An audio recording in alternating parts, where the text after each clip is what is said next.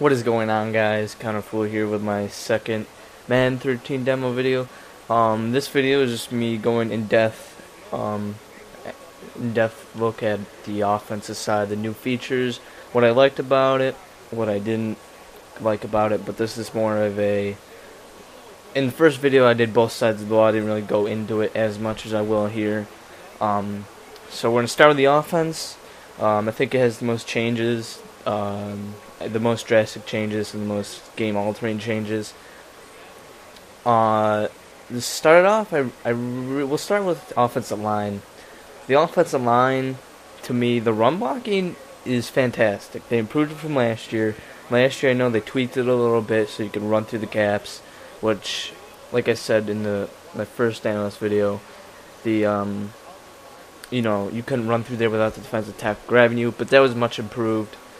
This year, running game, you can run through the gaps because now the new tackling system, there isn't much teleportation. You might see a little bit of it. There might be in and out, but it will not be as bad as previous Maddens. I really enjoy that teleporting's gone because now you can run through the gaps, which makes the running game more realistic. To the passing game, the pass blocking disappointed me a lot. It's very inconsistent, but one of my friends pointed out, or several people have pointed out, the offensive lines the teams that were picked don't have the greatest offensive lines, and I see the pressure coming from the right tackle, right guard area, where that's probably the weakest point of every offensive line of every team on this demo. So I downplayed that a little bit, but I want to play with a team like the Patriots or the Saints who got a good offensive lines. I want to see how much time I can get into the pocket. But it seems like people with dual threat quarterbacks like a RG3, Michael Vick, that I want to see, I think they will influence the offensive line. You'll see a clip here, I think. I'm not sure if I record it, but RG3, I roll out of the pocket with him, and the safety bites, and he throws it wide open to Santana Moss. So the offensive line seems weak on the right side. It seems like it can't hold as long as it used to be able to. But like I said, I don't want to put too much into it because there's only 4 teams. I haven't tried teams with good offensive lines all around. So I want to really give that a shot before I do anything. So I'm going to downplay terrible offensive line play.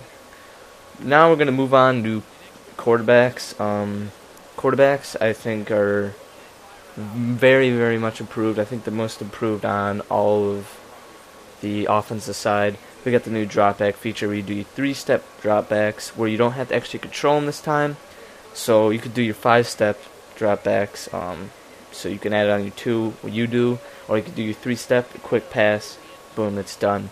And it's really nice. I found it to be very solid, and it really will help new players adjust to the passing game. I'm more of a running guy, so this definitely makes me want to pass a little bit more because now I don't have to focus on dropping back and worrying about if I don't drop back, will I get sacked right away. So that was a nice feature. Another one was the play action one, which I found very, very nice because I run the ball a lot. If I haven't told you that, but I run the ball a lot, so that's out of the bag. Play action thing is where you can cancel play action post snap. So you go to hand the ball off, you click RT, you get out of the play action. So if they pretty much, you could say nano blitz, you can avoid that now, which is really nice because the play action needed improvement because you couldn't do play action at all. Pretty much, if you did play action, you were lucky, and it usually resulted into your tight end getting the ball most of the time because tight ends were overpowered in Madden 12. Also, the new pass trajectory system, I found that very nice. I actually just found out before recording all these that the receivers, when they're running, if their button, the icon that you gotta pass to, if it's transparent, that means they're not ready for the ball. So I found that to be really, really nice addition too. That really helps with the trajectory system because when it's highlighted, when it's opaque, it's opaque, whatever that is, where you can't see through it. It's actually bold. That means they're ready for the pass, and you can throw it to them. And if it's if it's transparent, that means you gotta give them space by either throwing the ball or waiting a little bit more. So I think that's why I said the quarterbacks had the most improvement. I think quarterbacks mean more, and deep throw accuracy and all your short throw accuracies mean more. Definitely deep throw, because like I said in the previous video, I'll go a little bit more after this. Wide receivers can't really get separation as well as they have been. So next we have the running back. Not many changes with the running backs. I mean, the only really big change is juking, which is, I think, really nice. You could see, I think I did with RG3 a couple times, and a wide receiver. It's very severe stops and cuts, so that kind of scares me that it might be a little bit overpowered. But as a player, you should be ready to see that against online opponents. It won't. I don't think it'll be that much of a big difference, but it's a nice little addition to the juking system, which they've always been tweaking. And the tackling system kind of affects running backs. Now running back strength and that kind of matter, because you could gain a couple extra yards if you could break a tackle. There's no more scripted tackling. It's all, you could break any tackle. So that pretty much sums up running backs. Not a big change. Next is your receivers and tight ends.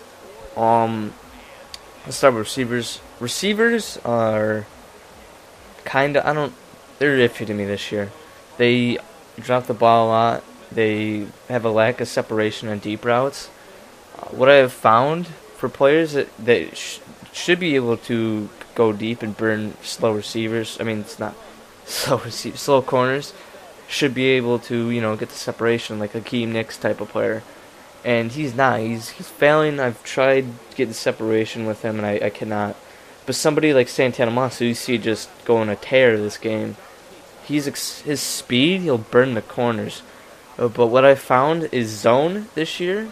I'm going to do a defensive analyst. I'll go more into the thing zone. But zone this year seems like it seems like it's going to be a man defense type of year, because I have found if you do deep routes on zones, you're going to get burned 75% of the time, and you gotta hope your safety gets down there or the receiver drops the ball.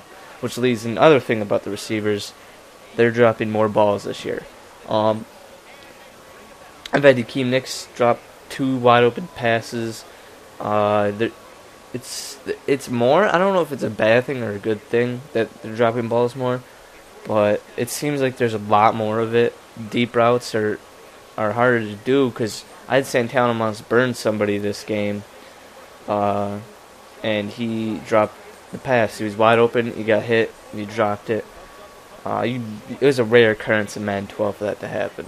So, and also, slant routes this year, I haven't really, gone too much into them. It seems like they're still kind of a cheese there, but it feels like it's only cheesy in zones. So, but when I do my defensive thing, I'll go more into that. Tight ends. One of the major problems for defenses last year, they gave, what I think they did was the EA Madden developers saw that tight ends are becoming more of a passing commodity and more of a threat. So they decided, hey, let's make these referees more. Why'd I say referee? I think I'd replace it in referees. They piss me off. But tight ends, I think they try to confiscate for the new, generation of tight ends and how they've been used. They try to make them more like receivers, and they put too much into it. And you could pretty much tight end be wide open every play. Linebackers couldn't keep up with them. This year, I've seen a lack of tight end separation, which is good. Looking at every tight end, the only tight end that really stands out here is Fred Davis, but I've seen him be covered by Barrett Rudd, who's not a fast linebacker. So they've improved offense to the point where it makes it more user friendly, and it makes it for the opponent on defense to not worry about the tight end and these deep threats anymore. So I love what they did with the offense this year. Everything. The only thing I have problems with is the lack of separation from the deep threat receivers going straight. I haven't seen much from the route running. If the route running is good, they'll burn all the time. but tight ends are less cheesy. That's good. So the only two negatives about the changes were the offensive line seems, the pass blocking seems a little bit dumbed down. But I want to downplay that for now because, like I said, there's 4 teams, and most of where the pressure's coming from is where these terrible offensive linemen are at, and the lack of separation, which it's kind of a good thing, but kind of a bad thing. But once the full game comes out, we'll be able to tell. So, thank you for watching. This was my in-depth look at the offensive side of the game. Just comment below if you saw anything else that I didn't say. I might have missed a couple things. I played about 20 games at this point. Make sure you subscribe. Make sure you follow me on Twitter. All the links are below. Tomorrow.